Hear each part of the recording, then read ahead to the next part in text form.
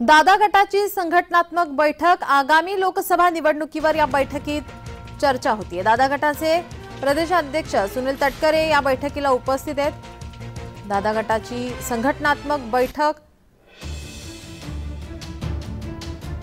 आगामी निवडणुकीच्या पार्श्वभूमीवर या बैठकीचं आयोजन करण्यात आलंय।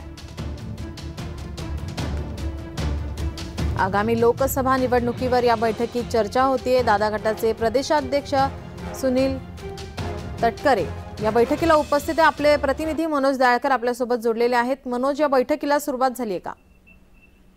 नक्कीच आपण आज राष्ट्रवादी अजित पवारची बैठक ही बोलवण्यात आलेली आहे। संघटनात्मक ही बैठक बोलवण्यात आलेली आहे। सकाळी 10 वाजता या बैठकीला सुरुवात झालेली आहे आणि आपण या बैठकीसाठी अजित पवार गटाचे अध्यक्ष सुनील तटकरे, तसंच आपण बघितलं तर अदिती तटकरे, तसेच समीर भुजबळ, तसेच आपण बघितलं सूरज चव्हाण, तसेच रुपाली चाकणके हे सर्व या बैठकीसाठी उपस्थित झालेले आहेत आणि आपण ही बैठकीला आता सुरुवात झालेली आहे।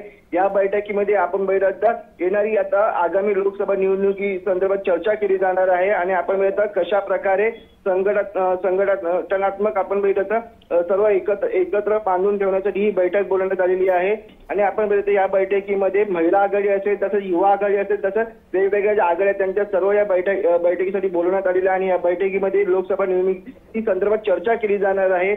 कशा प्रकारे तयारी केली गेली आहे लोकसभेसाठी आणि कोणती रणनीती आखण्यात येणार या संदर्भात या बैठकीमध्ये चर्चा केली जाणार आहे। तसंच आपण बघितलं गावखेड्यामध्ये जे जिल्ह्यामध्ये आपण कशा प्रकारे आपल्याकडे सर्व मतदारसंघाला खेचू शकतो या देखील या बैठकीमध्ये चर्चा केली जाणार आहे। आणि आपण बघितलं विधानसभा निवडणुकीसाठी संदर्भात देखील या बैठकीमध्ये चर्चा केली जाणार आहे। कारण की आपण बघितलं लोकसभा निवडणूक पाठोपाठ ही विधानसभाची निवडणूक लागेल आणि त्यामध्ये पण कशा प्रकारे आपण एकत्र राहून जिंकू शकतो या देखील या बैठकीमध्ये चर्चा केली जाणार आहे। मनोज, तुम्ही आमच्यासोबत असेच जोडलेले रहा।